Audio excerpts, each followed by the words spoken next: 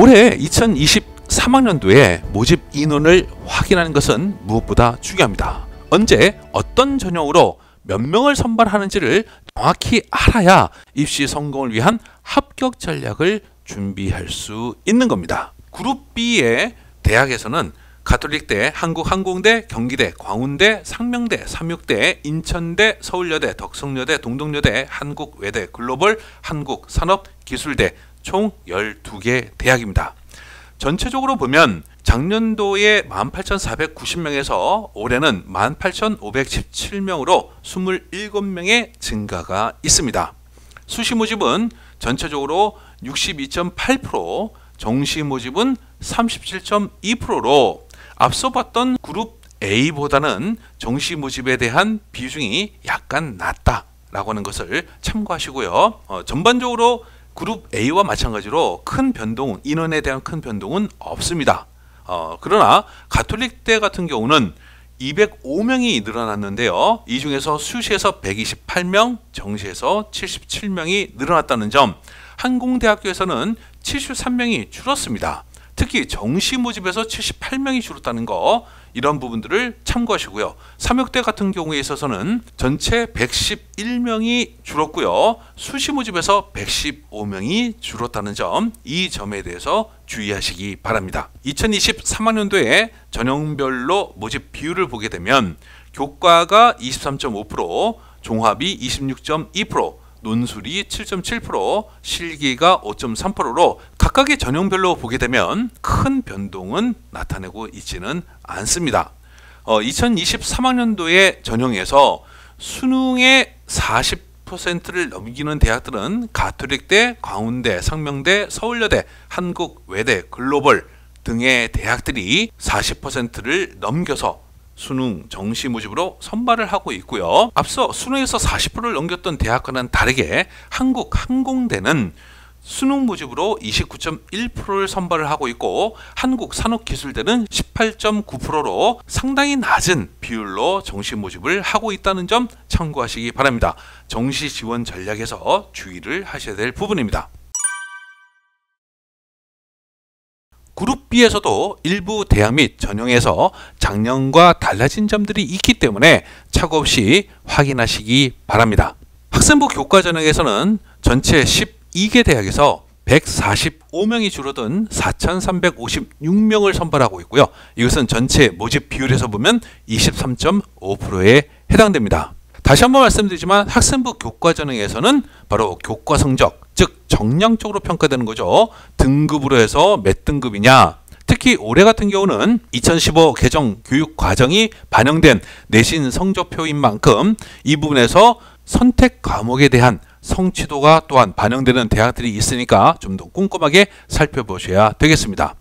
따라서 학생부 교과 전형에서는 교과 성적과 함께 수능 최저 학력 등급에 대한 조건, 이 부분을 주의 깊게 살펴보셔야 되겠죠. 자, 이 부분에서 전체적으로는 작년과 크게 달라진 점은 없습니다. 작년도에 비해서 삼육대 같은 경우는 78명이 줄어들었다는 점, 한국산업기술대학교는 59명이 줄어들었고, 한국항공대도 25명, 경기대도 21명이 줄어들었던 것에 비해서 가톨릭대학교는 27명이 늘어났고, 광운대학교는 14명이 늘어났습니다.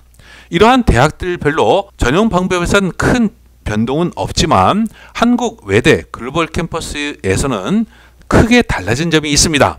작년에는 수능 최저 등급 적용을 하지 않았습니다. 그러나 올해는 수능 최저 등급을 적용한다는 점, 이 부분이 올해 커트라인에 상당히 영향을 미칠 수가 있습니다. 따라서 작년보다는 올해 커트라인이 낮아질 수가 있기 때문에 작년도 기준으로 본인이 내신 성적이 좀 모자르다 하더라도 수능에서 자신감이 있다면 보다 적극적으로 공략해 볼 필요가 있습니다. 다음으로 학생부 종합전형입니다. 학생부 종합전형에서는 전체 12개 대학에서 59명이 늘어난 4,848명을 모집하고 있고요. 전체 모집 비율에서 본다면 26.2%에 해당됩니다. 다들 아시겠지만 학생부 종합전형에서 가장 중요한 것은 바로 학생부죠. 학생부를 어떻게 관리하느냐. 특히 수시 모집에서의 이 학생부가 마감되는 8월 31일까지 여러분들이 이번 1학기와 여름방학 때 어떤 준비를 어떻게 하느냐에 따라서 학생부 종합 전형의 합격, 당락을 가를 수 있는 매우 중요한 시기인 만큼 철저한 준비를 해 주시기를 당부드립니다. 전체적으로 학생부 종합전형에서는 학생부와 함께 자소서에 대한 부분이 상당히 중요합니다. 이 자소서는 작성하는 시간도 상당히 걸리기 때문에 자소서가 있는지 없는지 이 부분도 또한 꼼꼼하게 살펴보시는 것이 중요합니다. 전체적으로 대학들마다 작년과 크게 달라진 점은 없습니다. 대부분 대학들이 자소서를 채택하고 있는데요. 이와 다르게 인천대학교는 올해 자소서를 폐지했고 서울여대에서도 바로민재 면접전형과 SW 융합인재전형에서 자소서를 폐지했다는 점 참고하시기 바라고요. 한국외대 글로벌 캠퍼스의 면접형 전형과 소프트웨어 인재 전형에서는 면접이 작년도에 30%에서 올해 40%로 늘어났다는 점, 한국산업기술대학교의 KPU 창의 인재 전형에서는 작년도에 면접이 20%에서 올해 면접을 30%로 면접 비중이 늘어났다는 점, 이 점에 대해서 착오 없으시기 바랍니다. 앞서 살펴본 그룹 A와 마찬가지로 학생부 종합전형에서는 그룹 B도 최저 등급을 적용하지는 않습니다. 그러나 가톨릭대 같은 경우처럼 의학 계열을 모집하는 경우에서는 최저 등급을 적용하므로 이 점을 확인하시기 바랍니다. 다음은 논술전형입니다. 논술전형에서는 8개 대학이 98명이 늘어난 1430명을 모집하고요. 이것은 전체 모집 비율에서 본다면 7.7%에 해당됩니다. 상명대와 삼육대, 인천대, 동덕여대는 논술 전형이 없다는 점 확인하시기 바랍니다. 전체적으로 논술 전형에서는 가장 중요한 전형 요소가 논술과 수능 최저죠. 수능 최저가 있는 대학이라고 한다면 논술 능력이 약간 뒤처진다 하더라도 내가 수능 최저가 자신 있다고 한다면 보다 적극적으로 노려볼 필요가 있습니다. 이 부분들을 참고하시고요. 전체적으로 작년과 달라진 점은 없습니다. 단 서울여대는 작년도에 논술이 70%에서 올해 논술 80%로, 덕성여대는 작년도에 논술 80%에서 올해는 논술을 100%로 논술 비중이 매우 강화되었다라고 하는 점, 그 부분을 확인하시기 바라고요. 한국외대 글로벌 캠퍼스에서는 작년에 교과 27%, 출결과 봉사 3%를 반영했던 비율을 올해는 교과 30%로 바뀌었다는 점, 출결과 봉사 부분이 빠졌다는 점, 그 착오 없으시기 바랍니다. 수능 전형에서는 전체 12개 대학에서 작년보다 82명이 줄어든 6,890명을 선발하고 있습니다. 이는 전체 비중에서 37.2%로 가장 큰 비중을 차지하고 있다는 점 마찬가지고요. 전체적인 수능 전형에서는 가장 중요하게 100% 수능이죠. 따라서 수능 성적이 매우 중요하므로 이번 1학기와 여름방학을 통해서 수능에 대한 취약점, 유불리 이런 부분들 따져가지고 잘 준비해 나가시기를 바랍니다.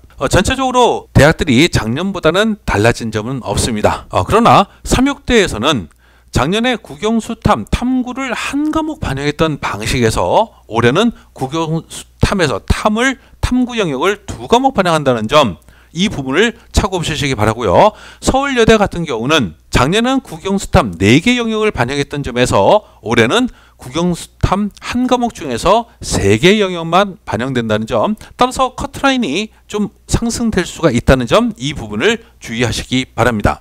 동덕여대에서도 작년도에 국영수탐 2과목에서 올해는 국영수탐 한 과목으로 마찬가지로 커트라인이 상승될 수 있기 때문에 이 부분에 유의하시기 바랍니다.